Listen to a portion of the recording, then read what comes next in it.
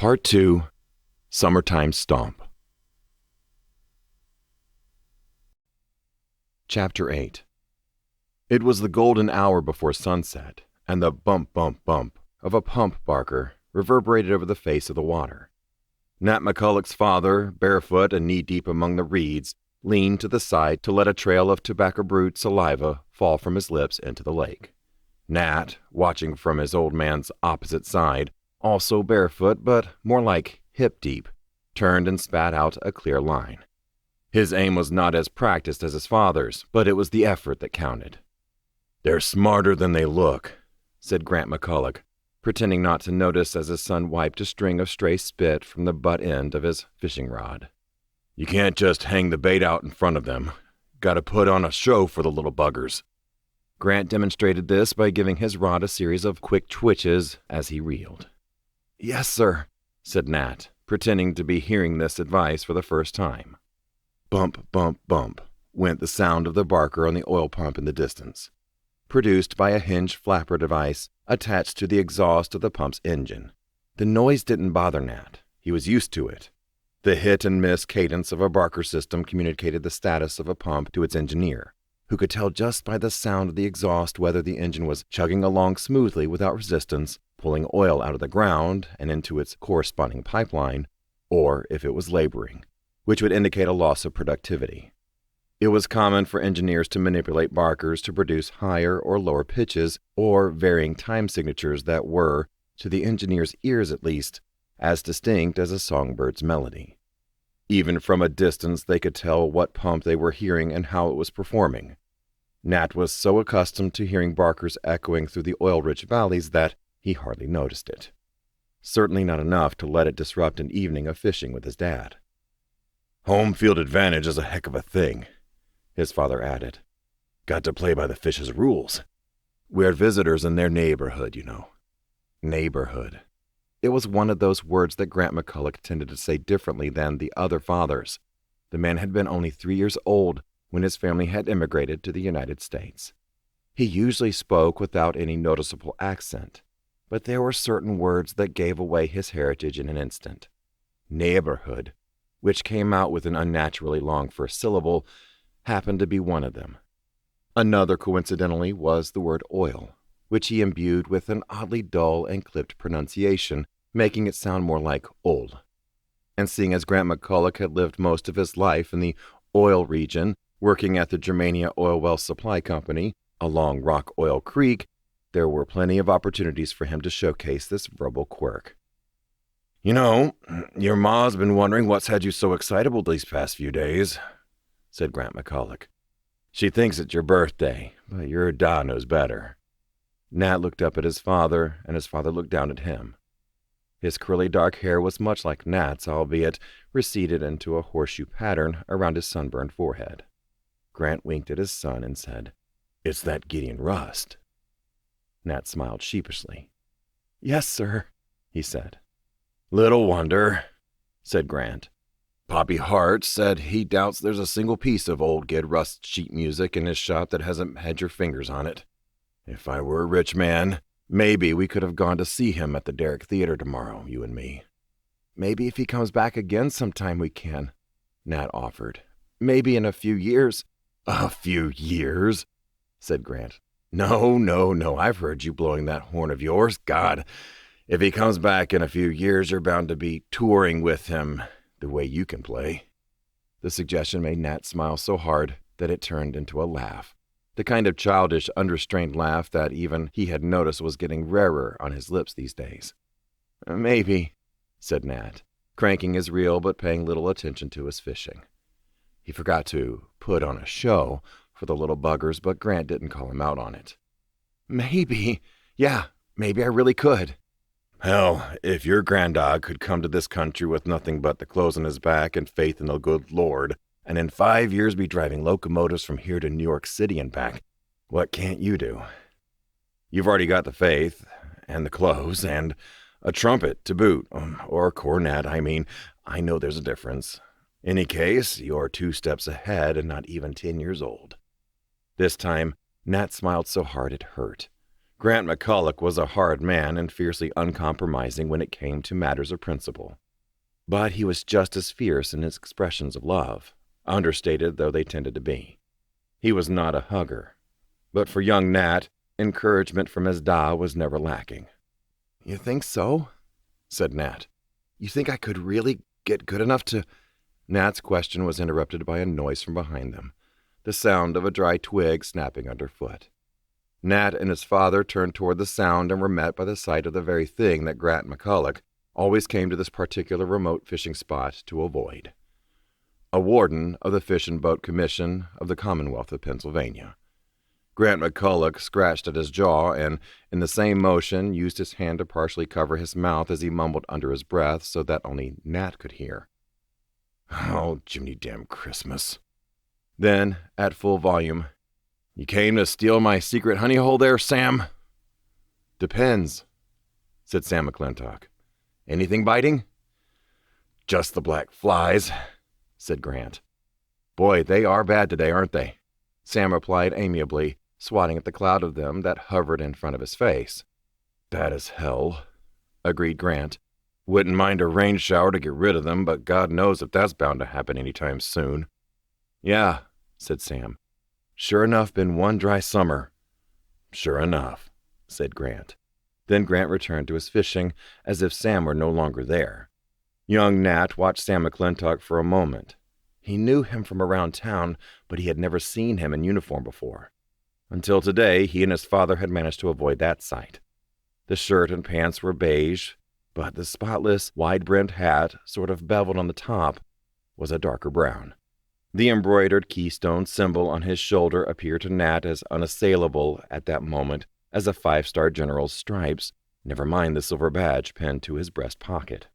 Sam watched Grant cast out his line. He whistled between his teeth. "Yeah, that's right where I'd put it, too." "That's where they are," agreed Grant. Finally, Sam said it. "You know I have to ask, Grant. May I see your fishing license?" Silence hung in the air. Grant watched the lake, Sam watched Grant, and Nat watched Sam.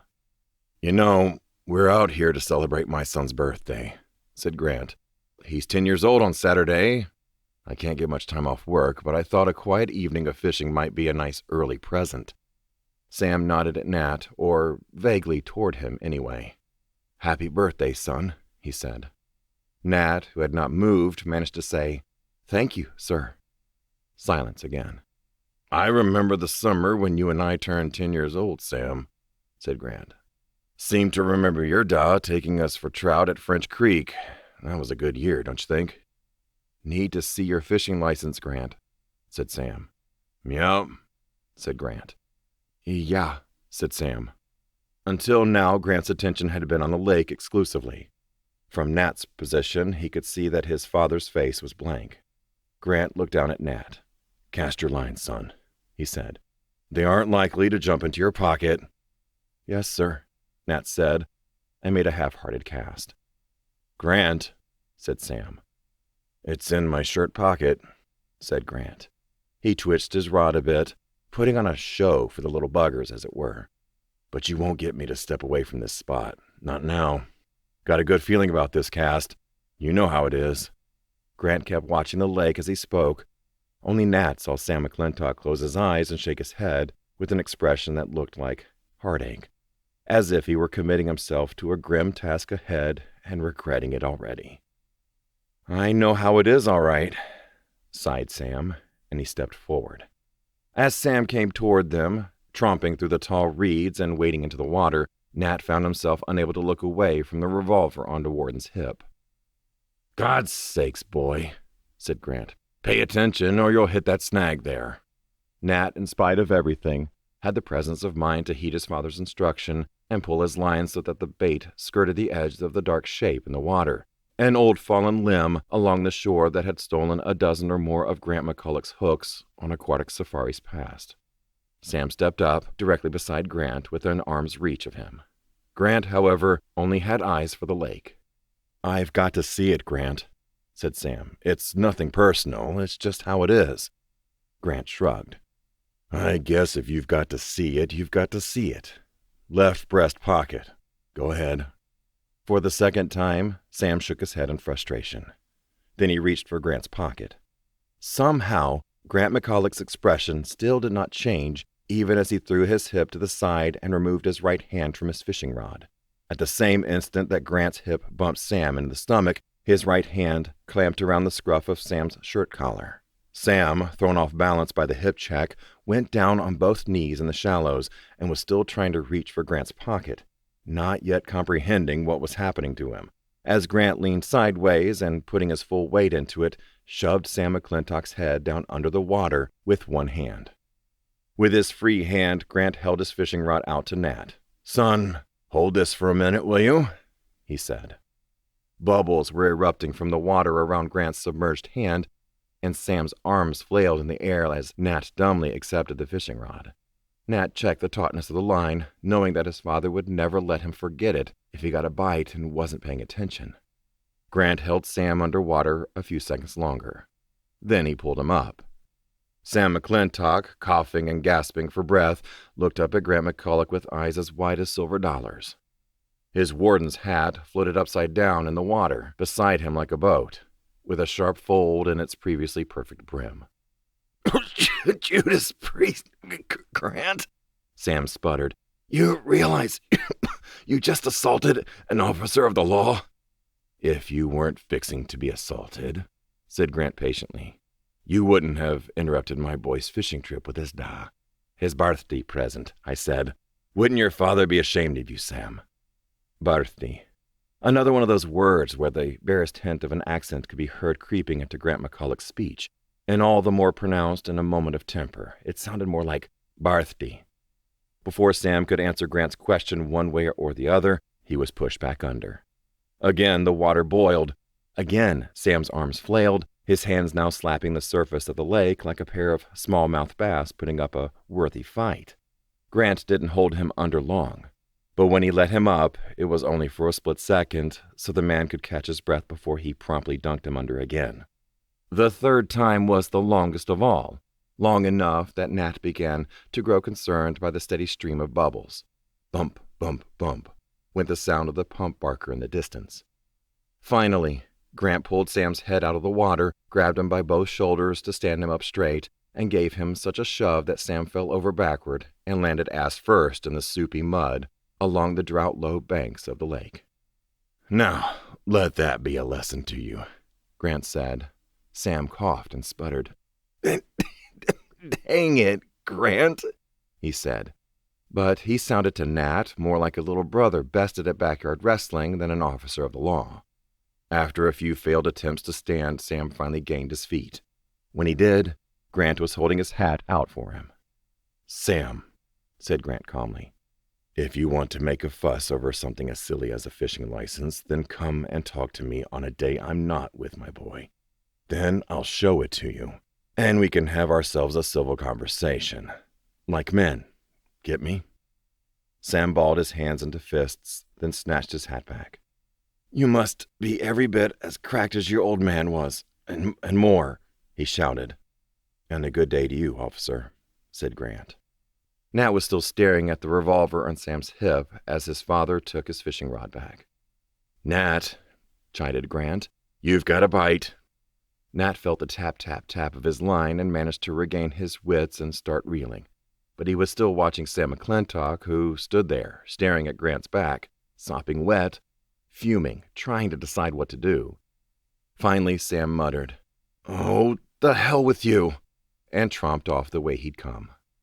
As soon as Sam was out of sight, Grant took Nat's rod from his hands. Nat only had the fish halfway to shore, but Grant spat out a line of tobacco juice, grabbed Nat's fishing line, and bit the line off between his eye teeth. "I hate to let one go like that," said Grant as he quickly reeled in his own line and propped both rods over his shoulder. "But we'd best be going before Sam works up his courage to try again, discretion being the better part of valor and all." Discretion. Another one of those words that came out funny. Discretion. The bump, bump, bump of the oil pump engine continued to echo across the face of the lake as the McCullochs beat their retreat. Chapter 9. Latonia City, Pennsylvania, July 2019. The digital display on the dash of the Ford Focus read 5:54 as Owen removed the keys from the ignition, prompting the dome lights to switch on and the windshield wipers to freeze in mid-swipe. He sat, his keys in his lap, as snare beats of rain rattled against the roof of the vehicle. And then, as he had done almost every day for the past 2 weeks, he sat in the car with the keys in his lap, staring out the windshield, trying to work up the courage to enter the building, thinking how easy it would be to put the keys back in and drive away. He sat long enough that the dome lights finally faded out, and, as was always his habit, he eventually slipped the keys into his pocket, opened the door, and stepped out. The rain was tepid as bathwater against his face.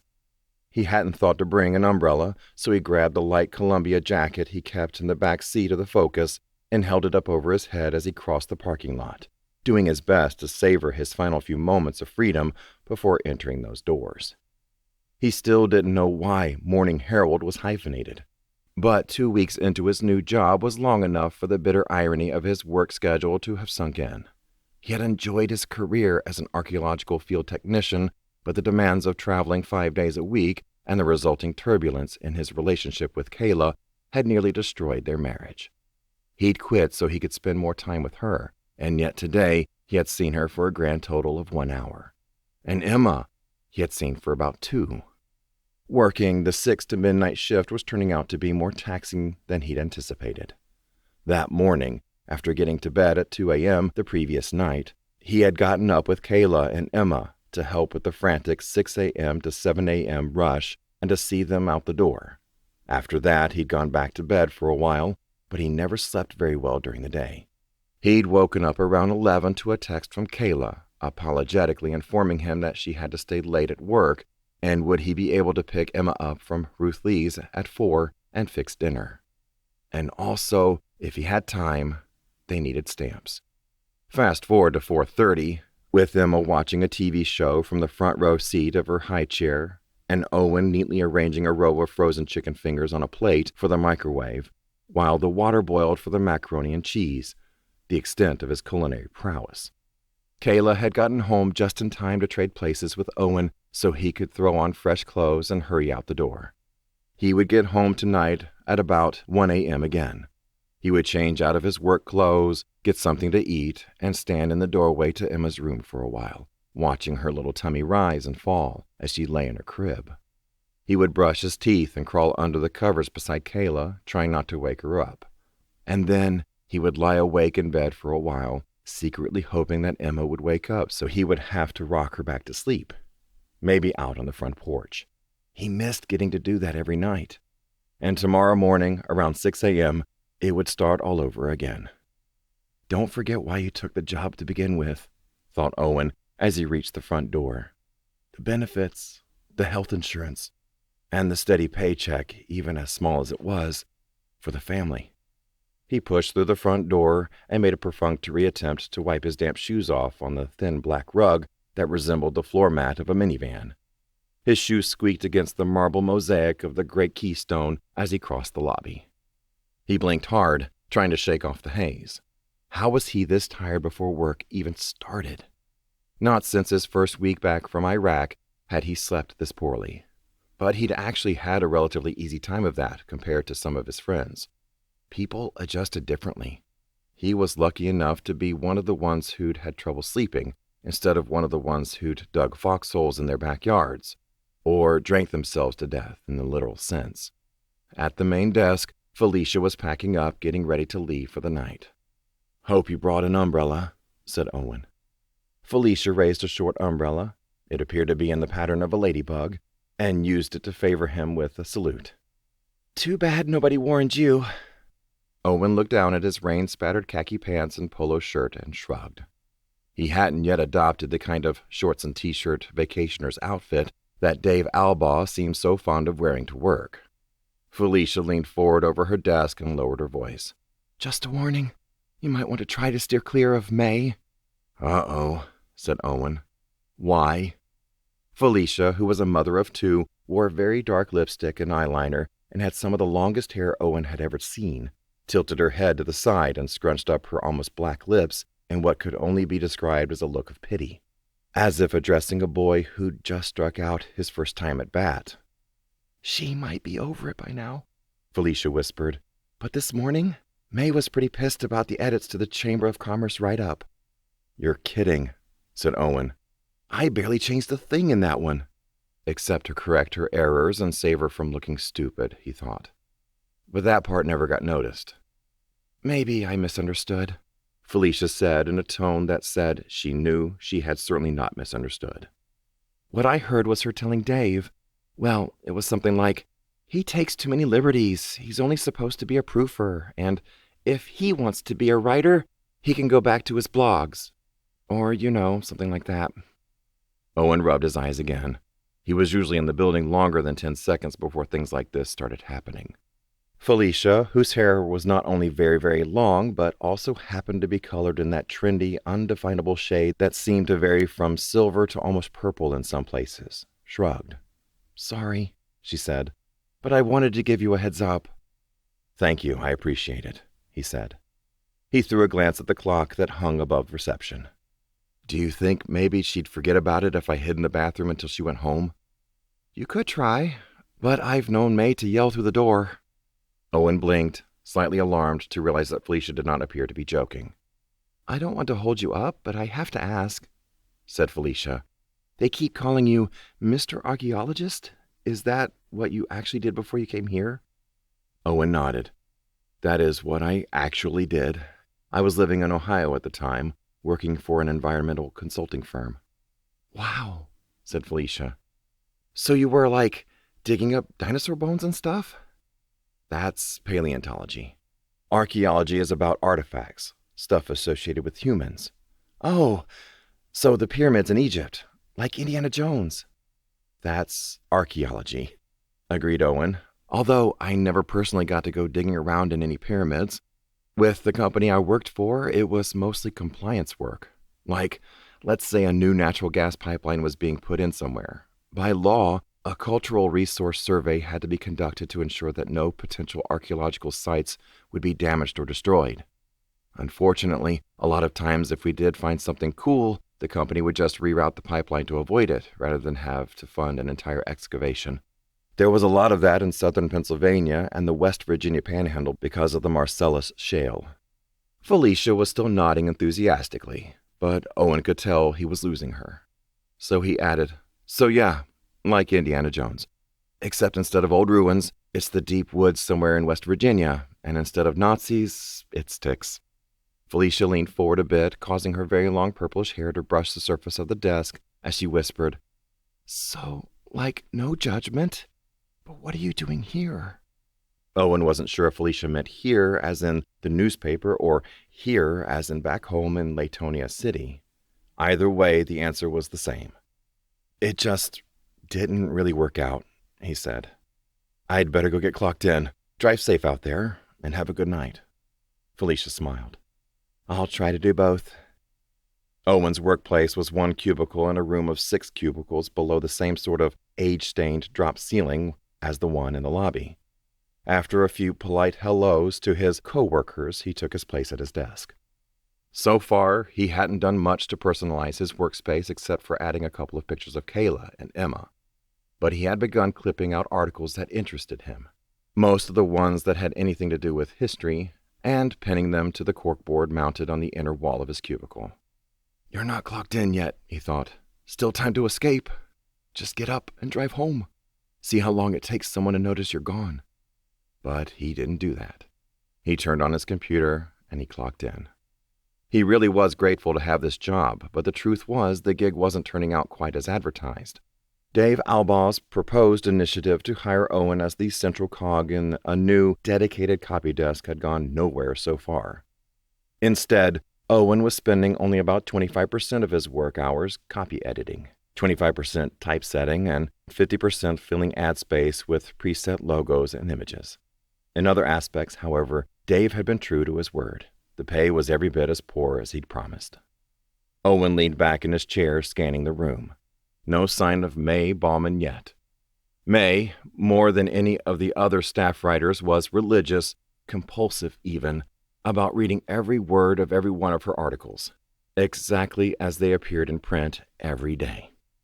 And this was not the first time she'd been upset about a change that Owen had made to one or more of those words. He didn't mind owning up to a mistake when he had made one, but May's complaints, so far at least, had had nothing to do with right or wrong.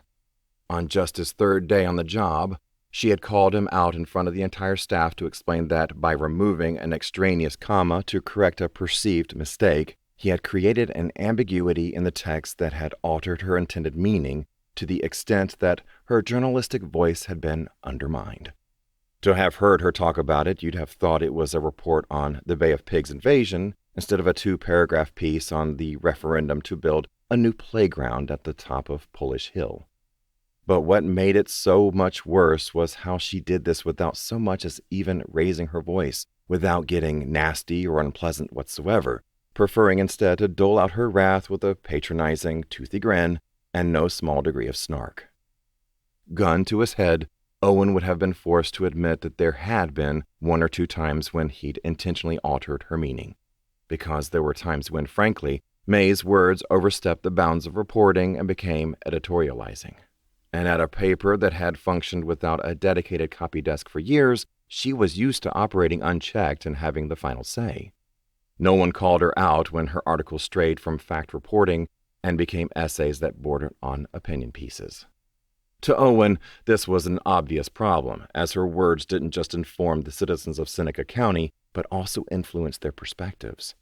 She had no qualms about recoloring the facts in light of her own politics, and that annoyed him. No sooner had Owen let his guard down and settled into his by now familiar position at his computer, the root of his worsening back and shoulder problems, than May Bauman stood on her tiptoes and peeked her head up from the other side of the cubicle wall in front of him. Given that she stood all of 5'3", it was not outside the realm of possibility that she had been there the whole time. Her silhouette was closer to 5'5", thanks to a carefully constructed pile of hair that was unrealistically dark for a woman of her age.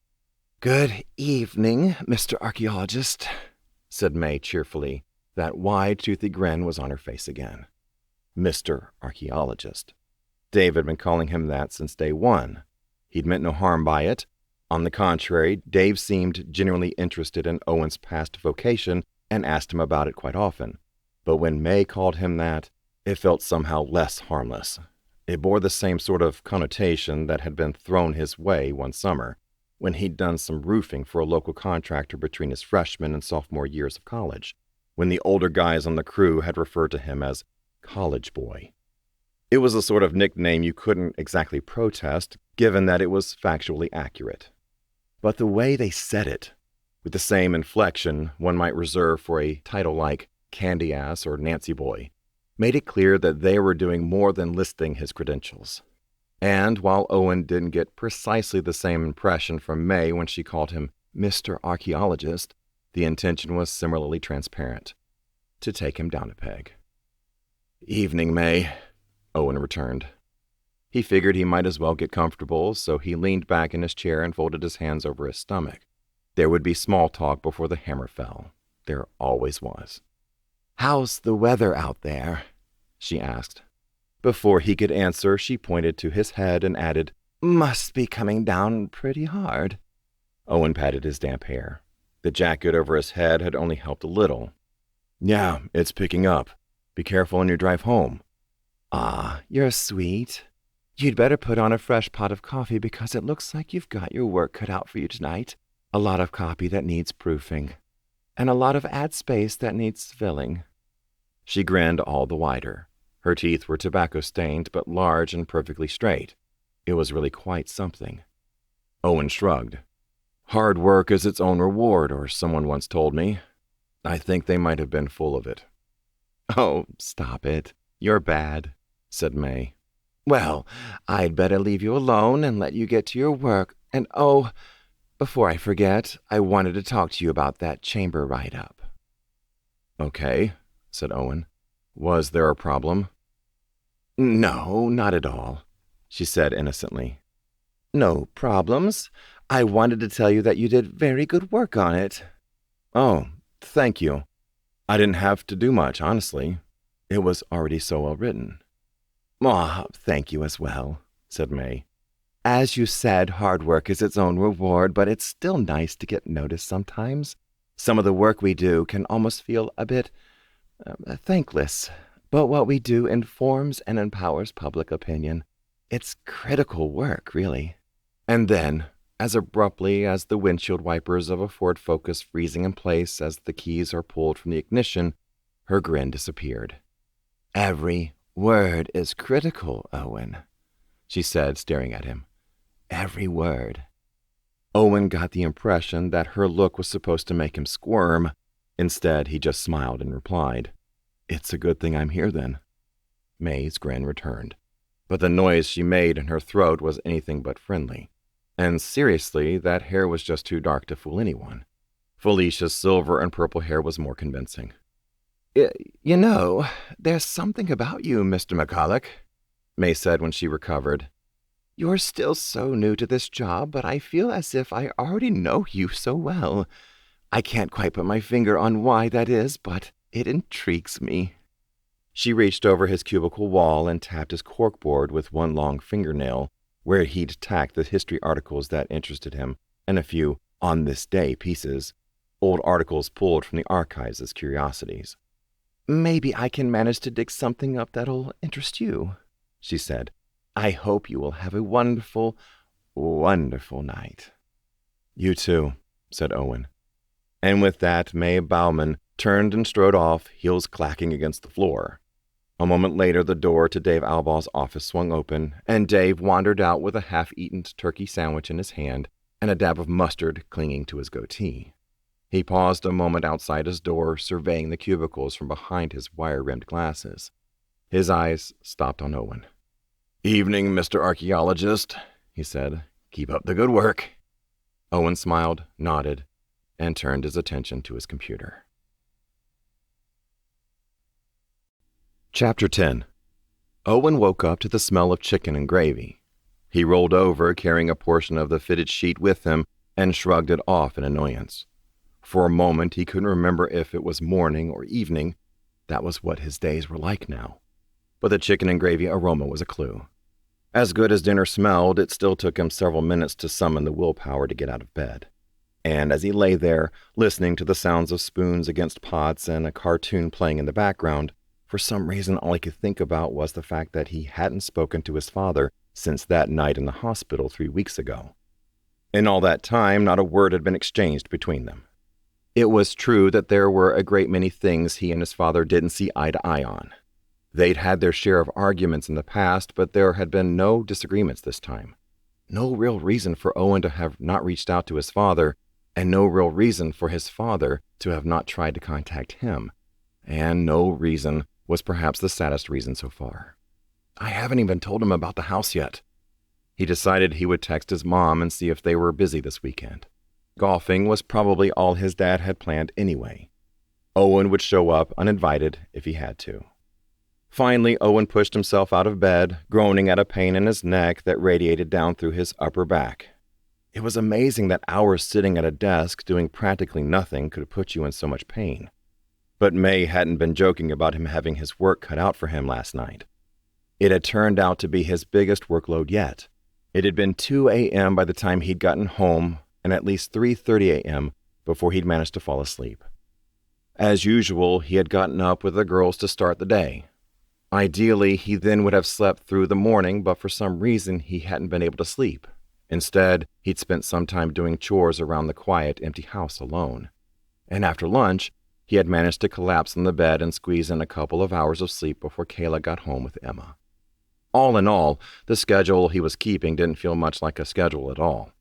He hoped that as time wore on, he would develop habits that would help him do more than just keep his head above water. As Owen crossed the bedroom, the loud creaking of the floorboards announced his movements. "You up?" Kayla called up the stairs. "Yep," Owen called back. "Do you know what the deal is with this bike?" "Bike?" said Owen. "The one on the porch." Owen rubbed his aching neck. He paused before heading downstairs to look at the full-length mirror that hung on the back of the bedroom door. His face staring back at him looked tired. Tired and old. Kayla was in the process of taking a baking tray of chicken out of the oven as Owen entered the kitchen of their little rented house on 322. Nearby, Emma sat in her high chair. Gripped in her hand was a small, bright pink plastic bowl half filled with popcorn puffs, white things with no kernels that looked like packing peanuts and were hopefully made from different source material. Owen went to Emma and kissed her on the head. "Hey there, sweetie," he said. "Yeah, said Emma before shoving a fistful of popcorn puffs into her mouth. It was her new favorite utterance. He crossed the kitchen and wrapped his arms around Kayla, who turned to kiss him on the cheek. "You get enough sleep?" she asked. The answer was no. "Yep, plenty," said Owen. "What was it you were saying about a bike?" "On the porch," said Kayla. "You didn't notice it?" On his way to the porch, Owen glanced at the clock on the oven's digital display. It didn't make sense. How could it possibly be time to leave for work again already? He pushed open the screen door and stepped out onto the covered porch that looked out on Route 322. Leaning against the railing, directly in front of the hanging swing where he rocked Emma to sleep, was a child's bike. Owen scratched a thin layer of scruff on his chin and looked around. It must have belonged to one of the neighbor kids, but he didn't think there were many neighbor kids. At least not nearby. And what they'd been doing on his porch he would have liked to know. Stranger still was how anyone could leave their bike behind. Didn't you need it to get home again? But Owen wouldn't have blamed anyone for ditching this thing. Judging by the faded paint and the shocking amount of rust, it must have been a garage sale purchase or a Goodwill special, or pulled out of the dumpster. Even the tires were flat. "The chicken needs a little more time. Can you take it out and check in about 5 minutes?" Kayla called from the kitchen. "Since you're up, I'd like to actually take a shower before you have to leave. And remind me, we need to talk about signing those papers for the house. They're on the table." "Okay, no problem," said Owen. "How was work?"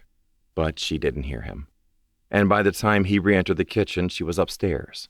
He heard the bathroom door shut. He pulled up a chair to sit close beside Emma's high chair. She watched him with her round dark eyes. "There's my girl," he said, and tickled one bare foot. Emma made a laughing face and snorted in delight, spilling a few of her popcorn puffs in the process. On the table were the papers in question, papers to transfer the mortgage on Ruth Lee's house from her name to Owen and Kayla's. That had been the plan for a while now. Move out of the little rented house on 322 and into the big place in the country with Ruth Lee, who lived month to month and struggled financially at certain times of the year more than others. The house would be theirs, and with the mortgage transferred to their names, so would the debt and monthly payments. They got a nice big place, and Ruth Lee got the help she needed. It was a win-win for everyone involved. The only hiccup was that Owen hadn't realized quite how much she still owed on said mortgage. And at the standard entry-level rate at the Herald, well, it'd be a lot of Chamber of Commerce write-ups before the interest alone was paid off. "Emma," said Owen in his baby voice, "can you do me a favor?" As she turned to look at him, her sizable noggin rocked like a bobblehead. "Do you think you can please make lots and lots of money when you grow up and be rich and famous?" Emma pushed her pink bowl off her high chair tray and said, "Yeah. "Good," said Owen. "Then it's a deal. I'm going to hold you to it, understand? Yeah. Chapter 11. Latonia City, Pennsylvania, July 1939. Whether a symptom of the drought or the simple inevitability of time's hand, the crack in the basement wall of the McCullough family home had widened to a degree extreme enough that it could be overlooked no longer. And so, the day after the incident that Nat McCullough had already come to refer to in his mind as the dunking of Sam McClintock, he and his father were at work. There were perhaps more entertaining ways for a boy to have spent a cloudless Saturday morning in July, which just so happened to also be the morning of his 10th birthday, not to mention the day Gideon Rust was set to play the derrick. But Saturdays and Sundays were his father's only days off from the Germania Oil Well Supply Company. Even on birthdays, there was work that needed doing. And besides, Nat didn't mind. Just being around his father made him feel good. When he was with him, it was like he became a different version of himself. A mix of the boy he was, the child he'd been, and the man his father made him believe he could be. As for Grant, who was known to describe his workdays on the Germania factory floor as damn hard, damn hot, and damn dangerous. A bit of manual labor in the cool, shaded basement of his own home wasn't such a bad thing. So that morning, Nat turned 10 years old, and he and his da built a wall. As Nat mixed the plaster, Grant worked the trowel. A patch job would be enough for most of the length of the crack. But the first step had been to carefully widen the break, which had required chiseling out the entirety of the block where the problem had started. A combination of Grant's car jack and some links of scrap boards served as a set of temporary supports to ensure that the blocks above didn't sink. The intended replacement block, a large gray brick that Nat knew as a cinder block, but that Grant referred to more reverentially as a universal concrete masonry unit, sat on the floor with Grant's half-finished Pepsi-Cola on top of it.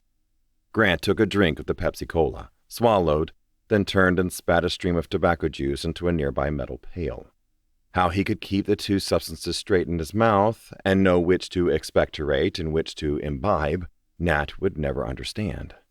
Grant gestured toward the spit in the bucket. "Don't tell your ma about that," he said. "No, sir," said Nat. "Meant to tell you I had a word with Poppy Hart." Nat's mixing hand slowed. "He told me you were bothering his boy at work the other day.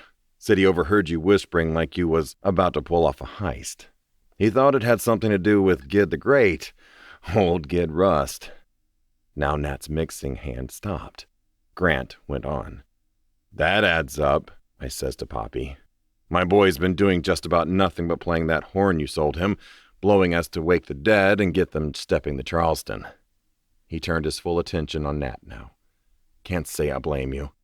A man like Gid right here in our city, something like that might only happen once in a lifetime, and on your birthday." Then Grant grew quite serious. His body seemed suddenly rigid like a coiled spring. Nat thought at first that he was angry. Then he realized it was excitement that he was seeing in his father. Grant reached into his trouser pocket, pulled out an envelope, and held it out toward Nat. "Happy birthday, son," said Grant. "It isn't much, but I thought you might like these." Nat felt his mouth drop open. He lost all sense of decorum. Forgetting every lesson of manhood he had learned, he raced forward like a toddler after a sweet, grabbed the envelope from his father's hand, and ripped open the top. His fingers were shaking as he reached inside and pulled out 2 folded pieces of paper. He couldn't believe it. It was all so surreal, and he thought his present had been their fishing trip. A fishing trip! He couldn't unfold them fast enough. When he finally got them open, he stood frozen, staring at them. It was a pair of playbills, like the one displayed under glass in front of the derrick. Gideon Rust in person, the great trumpeter and his world-famous jazz band, one night only at the luxurious Derrick Theater, Latonia City, Pennsylvania, Saturday, July 23, 1939. "Poppy had a few extras," Grant said proudly. "The Derrick had given him some for advertising the show at his store. He didn't want to part with them. No, sir, not a one of them. I had to drive a hard bargain, but in the end, I managed to convince them to part with 2. Nat continued staring at the playbills silently. He was silent for about a second too long. By the time he came to his senses and looked up at his father, the damage had already been done. Grant's face had undergone a change. A moment before, he'd been eager, bright-eyed, proud. But now, something crossed his face like a curtain being pulled over a window. "Oh," said Grant, sounding almost embarrassed. "Thank you. They're great," Nat said hastily. "You thought they were tickets," said Grant. "No," lied Nat. Grant's eyes were still on him, but his gaze seemed to go distant and unfocused.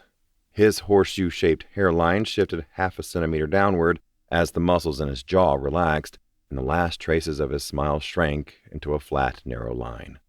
It wasn't anger that was on his face, not even disappointment. It was more like regret, or failure, or defeat. Slowly, Grant picked up his Pepsi-Cola.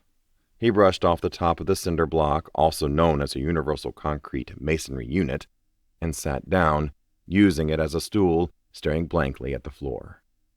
Nat's insides felt cold and empty. "They're great," he tried to insist, but as Grant lifted the glass bottle to his lips to drain it, Nat thought that his father looked as close to heartbroken as he had ever seen him.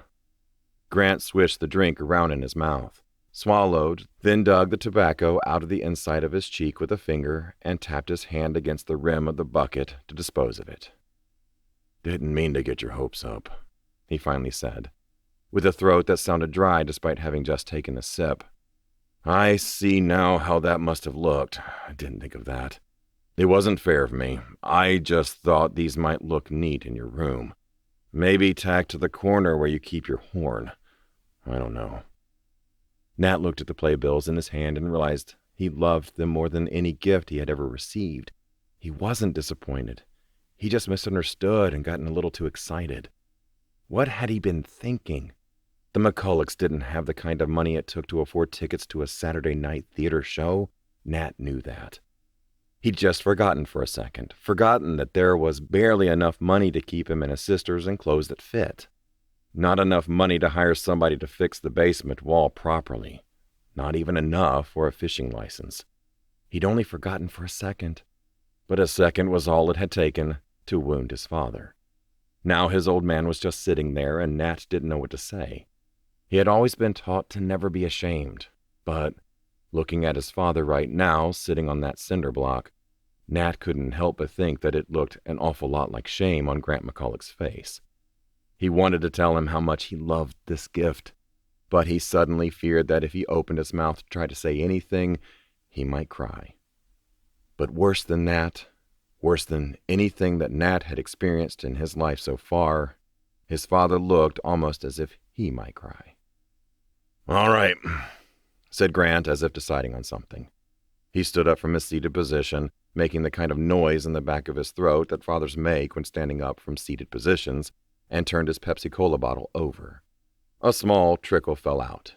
Then he shook the bottle back and forth to sprinkle the remaining drops across the basement floor. "Hand me those playbills, son." Fear seized Nat. He had ruined it. The greatest gift anyone had ever given him, and he had ruined it. Now his father was going to take them away. He wanted to say how much he loved his gift, that he was sorry for being so foolish, and that he would keep them forever. But he still felt like he would cry if he tried to say anything. And anyway, one did not talk to one's father like that. So he obeyed. He handed back the envelope and the playbills. Grant took one, refolded it, and slipped it back into the envelope. "I'll give you a tack to put this one on your bedroom wall, if you want." He reached into his pocket and took out the short, stubby pencil he always kept with him to mark up boards and things when he did work around the house. He looked hard at his son, and then he spoke to Nat in a way that he had never spoken to him before. "You know, your granddad didn't drive locomotives for himself. He did it for me and my brothers and sisters. If it hadn't paid off so well, we wouldn't have this house or be so blessed as we are to have food to put on our table every night and heat in the winter. I know what people in this town say about your granddad, but I hope you don't listen to any of it. He was a good man who just went wrong in the end. Don't you abide by any of that talk about him being crazy." Grant waited for a moment, letting those words sink in. Then his mouth stretched sideways in a half smile. "Someday, because of his hard work and the work of all the McCulloch men before him, you'll be buying theater tickets any night you please. And hell, the way you blow that horn, I'd wager my life it really will be you that people are buying tickets to see soon enough.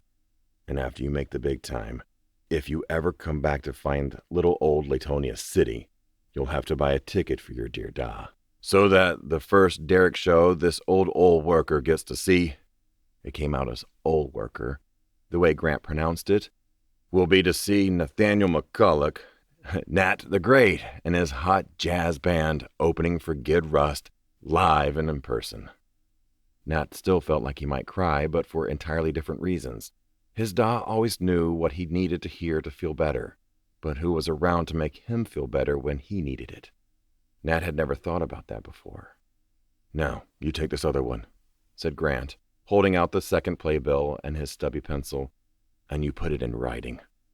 Nat accepted the playbill and the pencil, but didn't quite understand.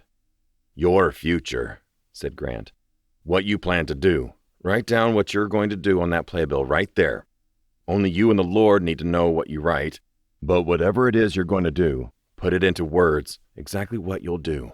Write it down. Understand?" "Yes, sir," Nat said. And he'd been right. Speaking did make him start to cry a little. Thankfully, Grant pretended not to notice. Nat got down on his hands and knees, using the almost flat surface of the cold basement floor to spread out the paper playbill face down. He thought for a moment, smiled at what he thought of, and used his most careful cursive to put it into words. Meanwhile, Grant used his trowel to even out the edges of the gap in the wall where the broken piece had been. Then he began the process of lowering the jack to make room for the new block. When Nat was done writing, he started to stand up. "Don't forget to sign and date it," said Grant, pulling the jack and the scrapboards free. "In great big letters so there'll be no mistake. It may not be a ticket, but where there's a will, there's always a way." Nat did as he was told. When Nat stood up, Grant was holding his hand out expectantly. Nat gave him the playbill, but Grant did not read it. He gave the Pepsi-Cola bottle one last shake, rolled the playbill into a little paper tube, and slid it down into the neck of the bottle. As an afterthought, he took a glob of plaster with his thumb and stoppered the mouth of the bottle with it. Then he placed the bottle inside the hollow innards of the new cinder block. "Give your da a hand with this, will you?" Nat and Grant lifted the block. "Now," said Grant, "we commit it to the Lord and to time." And together, father and son fit the new block into the old wall. Chapter 12. Latonia City, Pennsylvania, September 2019. The moment of transformation from a light shower to a full-blown downpour occurred the very instant Owen was pulling into the parking lot at the Oildom Morning Herald. Again, he crossed the parking lot with a jacket held over his head. It wasn't that he'd forgotten his umbrella, he just had no idea where it was. He was a few minutes late and was disappointed to find that he had missed Felicia leaving for the day.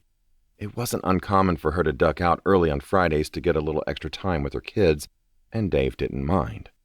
But her absence at the front desk meant there was no one to warn Owen if May Bauman was on the warpath again. Fortunately, he didn't see her as he navigated through the back room to his cubicle.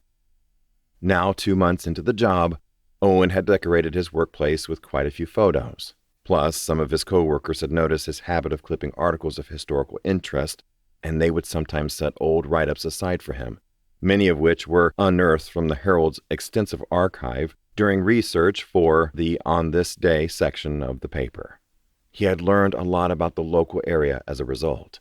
He'd never known, for instance, that the city's population, which today was only around 10,000, had been over 30,000 in the 1940s, or that battle plans recovered after the unconditional surrender of the Empire of Japan at the conclusion of the Second World War had shown that Latonia City was among their list of high-priority targets for aerial bombardment, due to the fact that a strike here would have interrupted the oil and fuel supply to the entire country.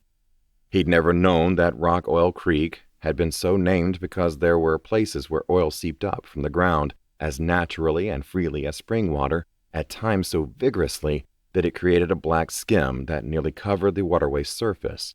And until recently, he had never heard the story of Petroleum City, a boom town created and abandoned within the course of a single year. To read some of the stories of oil prospectors and whalemen back in the 1800s, life in Pennsylvania oil towns had been as cutthroat and debauched as the Wild West, especially aboard the notorious riverboat casino that had once trawled the Allegheny between Latonia and Drake's Landing, drawing in gamblers, pimps, robbers, and unsavory types from across the entire Union. Nor had he ever heard the story of the conflagration flood of 1892, in which Rock Oil Creek overflowed its banks and took a path of least resistance straight through the storeyard of a petroleum processing facility where a row of great storage tanks containing the byproducts of crude oil refining, gasoline and naphtha, ruptured. The people of Latonia City woke to the sight of an inferno moving downstream at the pace of a locomotive, a 30-foot wall of flames riding the top of the floodwaters, racing straight into the city. The resulting fire and flood had caused millions of dollars in damage, and the 161 individuals had been declared dead or missing and presumed dead. Presently, Owen adjusted his chair and winced. When he'd started here back in July, the pain in his neck and back had been a dull ache.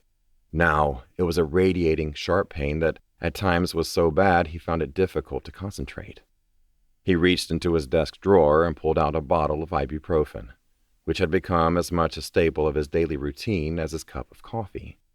If May was still here, Owen expected he would receive an earful. Week by week, he was growing bolder about changing a sentence here or there to lend the Herald a more unbiased, less subjective tone. He may have only been making a paltry wage, and this little paper may not have been the great institution it had been in the days when its ornate mosaic floor was first set down. But he was going to do his best to see that Oildham Morning Herald was a name that still stood for something, even if he still didn't know why it needed to be hyphenated. He had just thrown back 2 painkillers and swallowed them dry when the door to Dave Albaugh's office swung open. Dave stepped out first, followed by an older gentleman. He was in his 80s at least, short, and had what was surely fewer than 50 individual white hairs on his head. These he had grown long, carefully pomading them across his scalp to create as much surface area as possible. He was round in the belly and wore his pants the way older guys tended to, on his gut instead of under it. Owen had always thought this was a more dignified look than allowing one's stomach to roll forward over the front of the belt, but he also wondered how one knew when the time was right to make the shift from undergut to on. It seemed like a significant rite of passage in a man's life.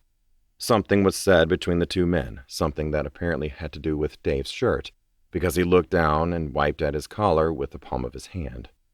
10 to 1 odds it was mustard. The guy loved the stuff.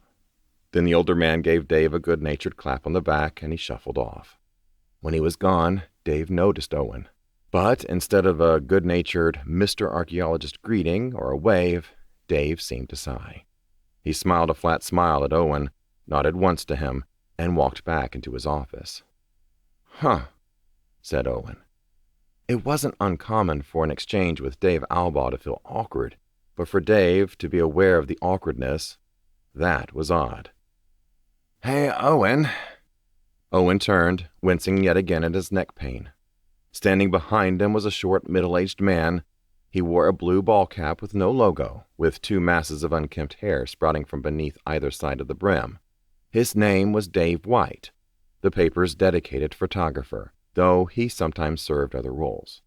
And because there was already one Dave in the office, Dave White was sometimes called Dave to his face, but in third person was never referred to as anything except Dave White in full.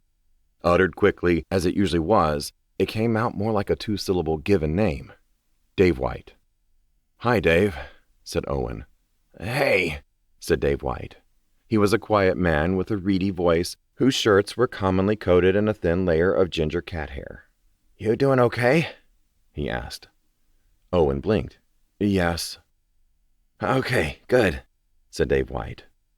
One awkward moment with one Dave was an event, but 2 awkward moments with 2 Daves was a pattern. "Why wouldn't I be?" pressed Owen. Dave White shifted uncomfortably. His face crinkled up in a sour way that somehow made his voice even reedier. "You didn't see today's paper?" "I haven't opened my computer yet." "I mean today's paper, as in the one published this morning." "I saw the digital proof," said Owen. "I didn't see it in print." Owen felt the bottom drop out of his stomach. For his first few days on the job, he had reviewed his work in print every day the following morning. He'd since gotten out of the habit and had been content to trust in the digital proof. But it was written all over Dave White's face. He had missed a mistake, or something had slipped through. Or worse, he had created a mistake during one of his edits. A big one. A royal blunder, and it had gone to print. "Here," said Dave White. "Better take a look for yourself." Dave White grabbed that morning's paper from the nearby desk. He flipped through the first few pages. Good. Not a front-page error then, at least. And then held out the paper for Owen to see. Owen braced himself as Dave White pointed. A typo in a headline, perhaps. An autocorrect resulting in a sexual innuendo. But instead, At the end of Dave White's chewed-down nail was the paper's On This Day section, the place where articles from the archives were printed. "Huh?" said Owen. Most of the page was exactly as he remembered it from the digital proof the night before, but the article that had been scheduled to run in the On This Day section, an old fluff piece about how John D. Rockefeller had once held a private office in the Seneca Transit Center at the height of the Standard Oil monopoly, wasn't there. A different article had been printed in its place. The headline read, "On This Day in 1982, from the Herald Archives, disgraced McCullough resigns from embattled chamber amid scandal." Owen snatched the paper out of Dave White's hands so quickly that it made Dave White flinch. "Sorry, Dave," Owen said and began to read. "Former director of the Latonia City Chamber of Commerce, as he will hereby be known, Nathaniel G. McCullough, tendered his resignation from that organization Friday morning, sending waves of relief through a populace that has been calling for his ousting for the better part of 2 years. While his written announcement is flavored with the same sanctimonious moralizing that many have come to expect of a man who, in the opinions of many, ran the chamber with unilateral disregard for its members, McCullough could not resist taking a farewell shot at the people of Latonia City. Wounded ego on show for all to see, McCullough opined, "I have always tried to do what is right for the future of our city, but I fear that the Save Our Hospital movement has manipulated good people into believing I would best continue my efforts elsewhere." Observed by one concerned Latonian, one can only hope that McCullough, his tail now thoroughly between his legs, will continue his efforts far from here. The byline read, "May Bauman, staff writer."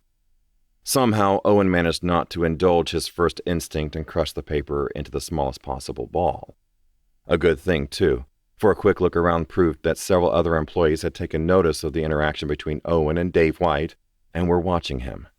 As soon as he looked up, the audience ducked their heads back behind their cubicle walls.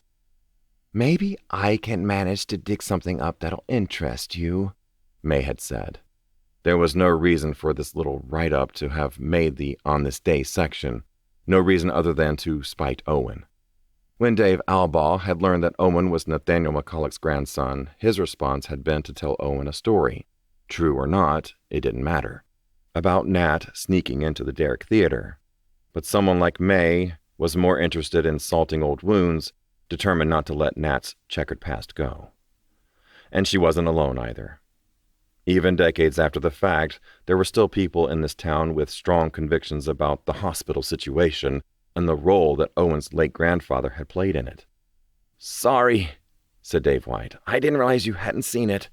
Owen had nearly decided to smash the paper into a ball after all. But instead, he got a better idea. He took a deep breath to calm down. "Thanks for checking in on me," he told Dave. "I'm cool, I promise. How about you? How's Marianne?" Dave White smiled. "Doing better. They've got her on a corticosteroid, and she doesn't seem quite as uncomfortable now." "Good. Well, I'll leave you alone and let you get to work." "Have a good night, Dave." "You too," said Dave White. Before leaving, Dave White brushed some of the orange fur from his sleeve, fur from Mary Ann, the remaining survivor of a pair of ginger cats that Dave White had owned for most of his adult life. It was probably not an exaggeration to say that Dave White talked more about Mary Ann and the dear departed Ginger, rest her kitty soul, than Felicia talked about her human children, which, let there be no mistake, said more about Dave White than it did about Felicia. With the morning's paper in hand, Owen sat down in his chair and reread the article. Then he grabbed the scissors from his desk organizer in his cubicle. He clipped out the article, found a pushpin, and carefully positioned it on his corkboard, higher and even more prominent than his collection of historical and local interest articles. If May Bauman was proud of her little last-minute switch, she would have the chance to gloat over it every time she passed his desk. But if there was a heart in there somewhere, and Owen strongly suspected that there had to be, and if May walked by and even once regretted what she had done, then it would be worth having to look at the story every day. Chapter 13. Latonia City, Pennsylvania, July 1939. To be permitted to leave the house alone, and after dinner no less, was a first for Nat McCulloch. Art Hart had organized a backyard campout, and although Nat's mother didn't much care for that idea of him walking there by himself, certain uncommon exceptions were being made on account of today being a birthday of such monumental double-digit proportions. The McCulloch house was situated at what was almost the terminus of Alcorn Avenue in one of Latonia City's tiny outlying neighborhoods. This made a journey into town on foot no small matter, and Nat's mother usually encouraged him to take the bus. "Our city hospital has the best emergency care in the country," she was known to tell him at times when she worried for his safety, "but I still won't abide unnecessary risks." Nat had appealed to his father at that point. The Hart's place was all the way up on Franklin Avenue, but Nat promised that he wouldn't be making the trip alone. He would meet up with Dick at the edge of Sylvan Row, and the boys would walk together. After some discussion, both of Nat's parents agreed. Everything he told his parents was true. It just wasn't the full story of what he planned to do that night. As he was preparing to set out, his father favored him with a sort of smile that Nat had never seen before. And although Nat was a smart boy, he was still only 10.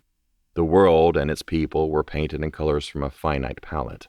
Only later, looking back, would he identify that look on his father's face for what it was. A knowing grin, with no small degree of pride. It was 7 o'clock and still sunny and hot. It was about a 5-minute walk from the McCulloch's house to the suspension railroad bridge just outside of the Sylvan Row neighborhood. The bridge was unique in that it utilized a set of switches on the north side of the river where the track diverted in a Y shape. Depending on the position of the switches, a locomotive traveling across the river from the south side could either be directed downriver, into town and on down the Allegheny toward Cornplanter, or upriver to pass within a stone's throw of the McCulloch house on the line to Kearsburg. Nat stopped beside the bridge and strained to listen for the echo of a distant locomotive whistle or the bells of a signal station farther up the line. There were none. He looked back the way he'd come, half expecting to see the silhouette of his father walking up behind him, perhaps to tell him he had forgotten something or to remind him to be back in the morning with plenty of time to spare before church. He was a novice when it came to deceiving his parents. Some of the kids at school even thought of Nat as a bit of a goody-two-shoes because he tended to avoid mischief. But he wasn't a kiss-up, and he had no choir boy aspirations. Rather, he suffered from a combination of characteristics that tended to hamstring the proverbial devil on his shoulder before the race could even begin. A pragmatic spirit and the inability to suspend his imagination. As a result, he generally erred on the side of caution. Not because he was so devoted to upholding the rules, but because usually, when one thought carefully enough about it, most trouble simply wasn't worth the trouble. He looked back down the road, then at the railroad bridge. Was there anything he had forgotten? He had the rope, he had the flour sack filled with sand, and he had a change of clothes and his overnight things. Was there anything he neglected to consider? They had scouted the location 2 days prior and agreed on where they would meet. And they had a contingency plan, a location to meet up in the event that all went terribly, terribly wrong. He stood there, trying to imagine every possible thing that could go wrong. And to his great dissatisfaction, he succeeded. There were, he realized, several dozen things that could go wrong, and he knew that the longer he stood there brainstorming disastrous scenarios, the more likely it was that he would arrive at one plausible enough to convince him to abort his mission and turn back. He waited a few seconds longer. His father's silhouette still did not appear on the road, and there were still no train whistles or signal bells. "Dick's waiting for me," he reminded himself. Then he shouldered his pack, left Alcorn Avenue, and stepped onto the train tracks. He'd been practicing walking on rails for 7 of the 10 years he'd spent on Earth, and his balance was so keenly developed that he found it was no more difficult to walk tightrope style on a right-hand steel rail than to saunter down a sidewalk. A pedestrian on the railroad bridge was a common enough sight, and although the signalman gave Nat a longer than usual circumspect glance as the boy passed, he did not call out or make any attempt to stop him. Eventually, the signalman looked away, but Nat wondered if he'd been recognized. What if the man knew his father or mother? Another theoretical scenario trying to make him turn back. He took a deep breath and banished the thought, or tried to anyway. On the other side of the bridge, Nat left the railroad tracks and cut over to First Street in front of the Riverside Mansions. The right side of the tracks this neighborhood was. From here, he could follow First Street all the way to the intersection of First and Central, the corner where the Derrick Theater stood. Chapter 14. Latonia City, Pennsylvania, September 2019. Owen lined up his shot, adjusted his grip, and let out a deep breath to steady his shoulders. "Don't overthink," he told himself. "Just grip it and rip it." He hauled back, then swung hard. The club's head striking the ball produced a satisfying thwack. It was a straightforward chip shot, made slightly more difficult by the dampness of the grass thanks to the morning shower that, judging by the clouds, might make a curtain call before they were through. A less than ideal day for 18 holes. But he rarely got a chance to golf anymore, and beggars couldn't be choosers. Irons were Owen's strong suit. He was consistent enough that, 9 times out of 10, it was just a matter of choosing the right club, and this was one of those times when he'd chosen correctly. His ball sailed in a neat arc and landed on the green, leaving a brown divot in the soft, manicured earth. On the other side of the fairway, his father, who had been watching Owen while leaning on his club like a cane, turned away with no visible reaction to Owen's shot. Lou McCullough took 2 practice swings, stepped up to his ball, and took a real swing which bore very little resemblance to his practice swings. Even from here, Owen could see that he had pulled his head up, striking the ball with the blade of his club instead of the flat, angled surface. Instead of rising in an arc, Lou's ball shot forward like a base-hit line drive. It skipped over the fairway like a flat stone on water, skittered across the green, throwing up a mist of stale rainwater in its wake, and rolled over the fringe and down the hill to land in the rough behind the green. Lou's reaction to his shot was precisely the same as his reaction to Owen's. None. Owen slipped his 8-iron back into his bag, slung the bag over his shoulders, and walked toward the green. On the opposite side of the fairway, his father did the same. Lou preferred to walk when he golfed. "The pros don't use carts," he always said. "If a guy can't walk the length of the course, maybe he should take up bowling." As Owen fixed the divot left by his chip, his father took off his aviator-style sunglasses. He always wore sunglasses while golfing, even on an overcast day, and took the shot. He bladed this one too, but the downhill lie gave him some room for error. The ball bounced up the hillside and landed on the green with a slight backspin, about the same distance from the pin as Owen. Lou put his sunglasses back on and climbed the hill, his spikes slipping a little against the wet grass. He was dressed in long khakis and a plain blue, breathable athletic shirt. Lou McCullough wore more formal attire for the golf course than Dave Albaugh did for work. Lou didn't rush himself while he was on the course, but he did walk with purpose. He did not dally and had no patience for anyone who did. By the time he got to the top of the hill and approached his ball, he was breathing heavily. More heavily than he probably should have been, really. "Do you know if they've got him on anything for his blood sugar now?" Kayla had asked Owen the night before. "Does he check it like he's supposed to?" "I don't know," Owen had said. "Golfing tomorrow will be the first time I've seen him since the hospital, and we don't exactly chat. You should text him once in a while." "I know." But it just wasn't that simple. The truth was that Owen felt he should not be here today. He had noticed a distance forming between him and Kayla thanks to his work schedule, and it was growing. There seemed to be less and less time for them to just sit down and talk, and when they did, they seemed to have less and less to say to one another. So to spend valuable weekend time golfing with his father in the hopes of reconnecting with the old man was a decision not made lightly. The point of the outing had been for them to catch up, but hardly a word had been spoken between them so far. Oh well. In Owen's book, anything short of a fight would be a win.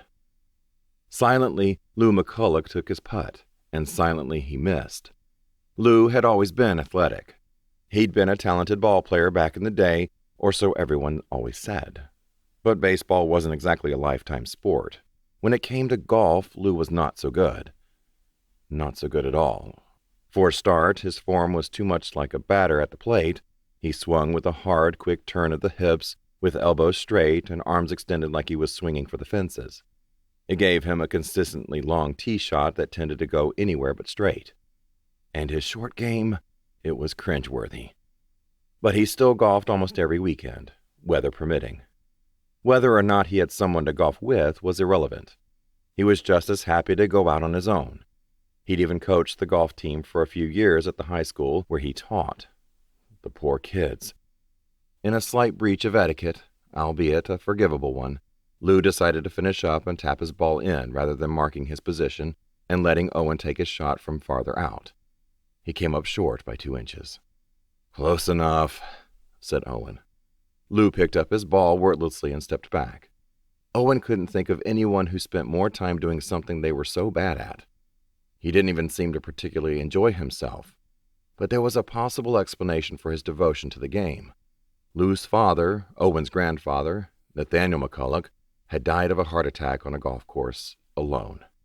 According to some, Nat had been the most recent victim of the curse of the McCulloch family, a bloodline in which the men tended to die young and not always peacefully. But Lou didn't care much for superstition, and over the years, Owen had begun to suspect that Lou's decision to spend nearly every Saturday on the links was his way of thumbing his nose at anyone who did believe in such things, or perhaps daring fate to try to take him that way. Owen frowned, thinking of May Bauman's vindictive stunt in the previous day's paper, an old article about his grandfather during the hospital situation. Wonder if Dad saw that, he thought. He crouched on the green to pick out his line, stood, and then sank his putt for par. He was careful not to let his satisfaction show. Anybody who thought the McCullochs were cursed had never seen his short game. Lou's only response to Owen's shot was a brief nod before he turned to head toward the next hole. As Owen followed, he found himself staring at the back of his father's head and wondering what was going on in there.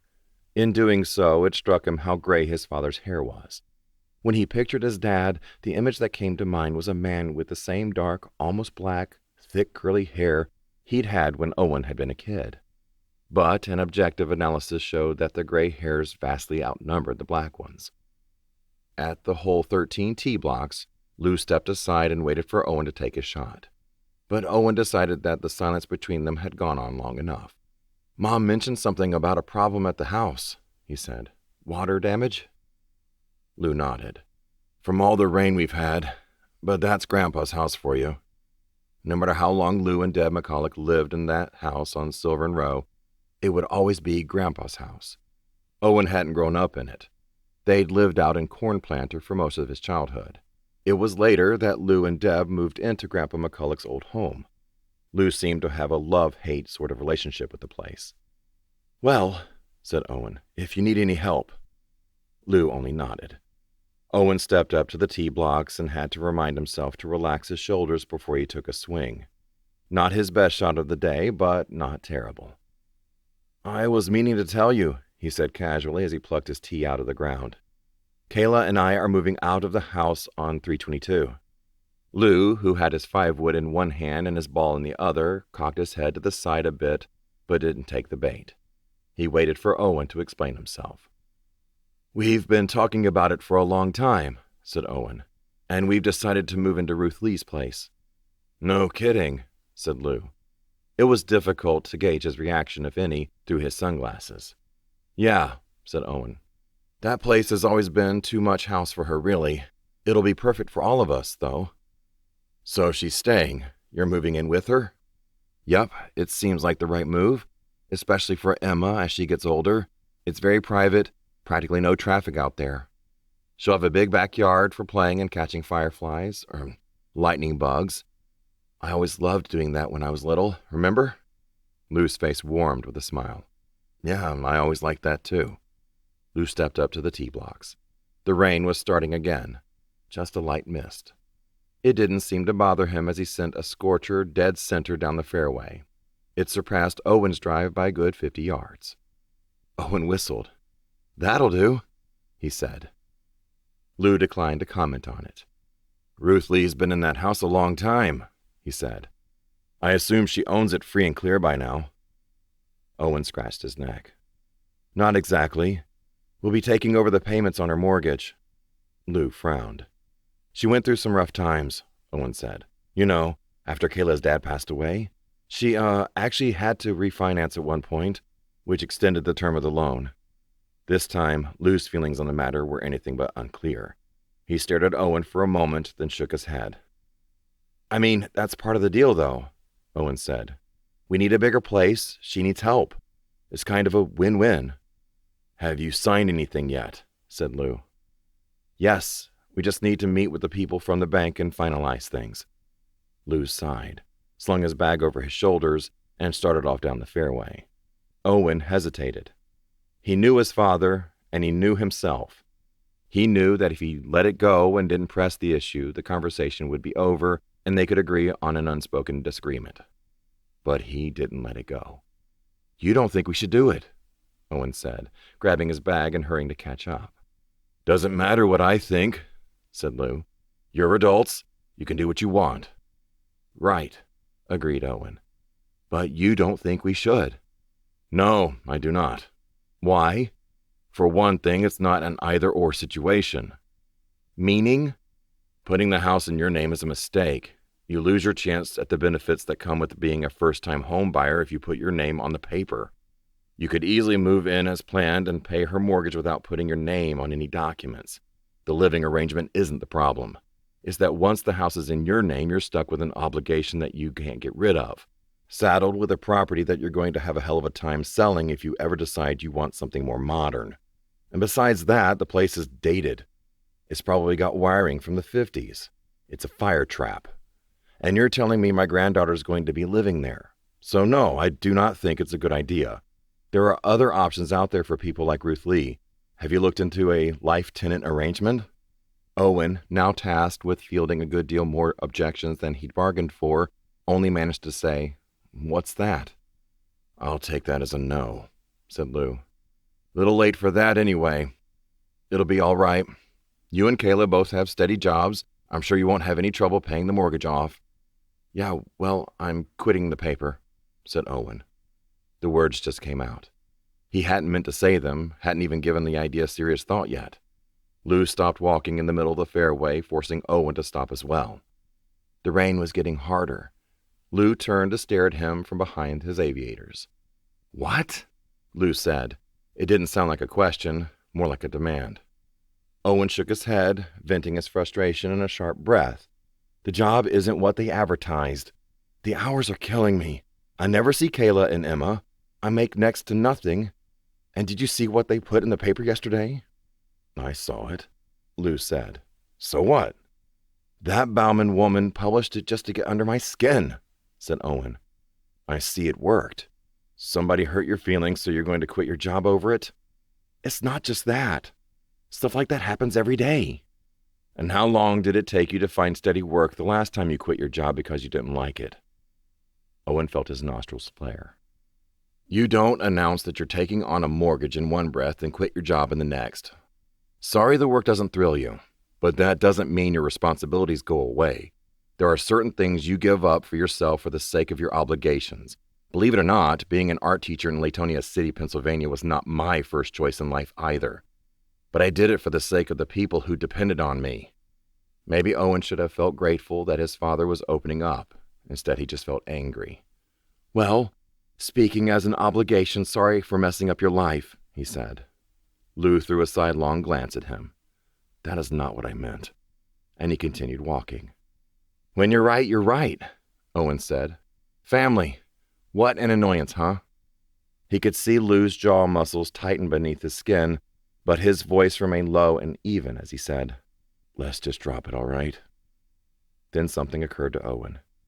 "This is about your house, isn't it?" he said. "Talk about an obligation. Grandpa left it to you. You were hoping I would take the old water-damaged McCullough home off your hands someday, right?" "Hell no," Lou said, and this time he did raise his voice. "Must be frustrating," said Owen, "that I haven't followed your plan for my life." "My plan?" Lou said. He wheeled on Owen suddenly, and Owen blinked in surprise. "My plan?" Lou said so loudly that it might have echoed down the fairway if not for the intensifying rain. "Was that you would get out of this place, not work at the town paper for chump change and get pushed around by the same people who pushed your grandfather into an early grave?" Owen's surprise was wearing off, replaced by anger. "Everything I did," said Lou. "I did so that you could escape. Like I never could." "Well, I never asked you to do that, so it's not my fault," Owen said. "Sorry I turned out to be such a disappointment." Lou threw the bag of clubs off his back and took a step toward Owen so fast that, for a moment, Owen thought his father was about to strike him. His response was automatic. He tightened his shoulders and stuck his chin out, feeling his blood pumping in his head with that rush of adrenaline that always came from facing off against another man, whether that man was your father or not. But Lou didn't strike him. Instead, he raised his hand and jabbed a finger into Owen's sternum. "Don't you dare say that," Lou hissed through gritted teeth inches from Owen's face. Owen glared at his own reflection in his father's aviator sunglasses. Lou kept his finger there a moment longer, then disengaged by giving Owen a small shove. But Owen's body was like a wall, and instead of knocking him backward, the force caused Lou to recoil a step. Owen had to catch Lou to prevent him from tripping over his golf bag. Without another word, Lou picked up his clubs and continued down the fairway in the rain. A moment later, Owen turned and walked away in the opposite direction. Chapter 15. State Route 322, Pennsylvania, November 1982. Lou McCullough, always Lou, never Lewis, shifted his K5 Blazer into third gear and punched the gas. He wasn't eager to reach his destination, but he could at least make the journey fun. In the back seat were a green duffel bag and a backpack. On the floor were 2 six-packs of Bud. It was 2 days before Thanksgiving Day. With headlights cutting through the autumn night, Lou took the downhill turn wide, accelerating through it and drumming his thumbs against the hard plastic ring of the steering wheel. The tune was in his head. The radio in this thing had never worked, not since he'd bought it at a used car lot a couple of years ago. He'd been a junior in high school at the time. Other than a few minor problems, the Blazer had been good to him, and it could go a lot faster than most people thought. He held in the final inhale, then cranked the window down and released his cigarette butt to float away on the chill wind. He let the smoke trail out through his nostrils as he grabbed the pack of Marlboros from the cup holder beside him and pressed the cigarette lighter on the console into the warming position. Ahead, a bright green road sign announced the upcoming attractions. Latonia City 8, Corn Planter 15. Lou tightened his grip on the narrow wheel. His biceps, sore from a rougher-than-usual workout with the team the day before, flexed a bit beneath a ratty old shirt that probably should have been thrown away. Just 8 more miles. 8 more miles to the old man's house. And not for the first time since climbing into the Blazer an hour before, he thought, "I hope that letter hasn't arrived yet." He was almost past the green road sign with its mile indicators by the time he noticed the silhouette standing beneath the sign, with its hand raised and its thumb held out. Lou swung wide to allow plenty of space between his vehicle and the grassy berm and continued on his way. "Sorry, pal, but I don't really do that sort of thing," he muttered as he drove on. Nevertheless, out of curiosity, he tapped his brake and glanced into the rearview mirror. In the red hue cast by the brake lights, he saw the guy lower his thumb and drop his hand to his side. Then Lou noted the long red hair and realized that the guy wasn't a guy at all. It was easy to see how he'd made the mistake. She was quite tall and wearing long, heavy blue jeans like a boy, but she wore no jacket, only a t-shirt. And as Lou watched in the mirror, she rubbed her hands against her bare arms. Lou slowed to a stop in the middle of the road. There was no other traffic in sight, and continued to watch her in the glow of the brake lights for a moment. He still had the pack of Marlboros in one hand. He put them down and ran his hand through his curly dark hair. He'd been trying to grow it long ever since leaving for college, but it just would not cooperate. No matter what he did with it, his hair would not grow down, only out. He kept telling himself that it would eventually have no choice but to hang down, if for no other reason than finally becoming too heavy to support itself. But so far, that had not happened. So instead of the long-haired rock star look he'd been going for, he had the beginnings of a pretty impressive afro. "Nothing on this road for another 3 miles, he mumbled to himself. Where she think she's going? And on a cold night like tonight, dressed like that? The cigarette lighter popped out. Lou drummed his fingers against the steering wheel, then shifted the stick into the reverse position and backed up along the road. When the woman saw him coming, she stepped further into the grass, away from the vehicle, as if she were no longer sure that this was what she wanted. Lou leaned across and pulled the handle to allow the passenger side door to swing open, causing the dome light to come on with a yellowish glow. The woman maintained her distance, but ducked so as to get a clear line of sight at him. She was tall, but she was younger than Lou had expected, several years younger than he was and closer to a girl than a woman. She was hugging her arms tightly against the cold. Her stick-straight red hair was tangled on one side but not on the other. On the left side of her face, a wide bruise blotted out her freckles, and there was dried blood on her forehead, though Lou could not tell where it had come from. "Are you okay?" said Lou. It was a stupid thing to say, really, to someone who looked like that. "No," she said. Something seemed to let loose inside her as she said it, as if the only thing holding her together until now had been not admitting that she was not okay. Her lower lip quivered. Tears broke from her eyes, one trail running down her freckled nose, the other trail pushed sideways across her cheek by a sudden gust of wind, which picked up her red hair and threw it across her face, making her wince and sort of fold in on herself. "Get in," said Lou, beckoning with his hand. She hesitated. She pushed her hair out of her face to get a better look at him. "It's okay," said Lou. "Come on." It took her another moment to be convinced, but once she had made the decision, she rushed to the vehicle and practically leapt in, throwing the door shut behind her. The dome light turned off as the door closed, and she sat huddled in the seat, rubbing her arms. It took Lou a second to gain the presence of mind to crank the heat. "Who?" Lou started to ask, but the last moment changed his question to, "Where are you headed?" "Toward Latonia," she said. She started to wipe at her tears, flinched when her thumb brushed the swollen, blackened cheek under her eye, and added, "Twin Oaks Road, outside town." She ducked her head to check the mirror, looking for lights on the road. Raindrops began to fall on the windshield. "Maybe you should start driving," she said. "Now?"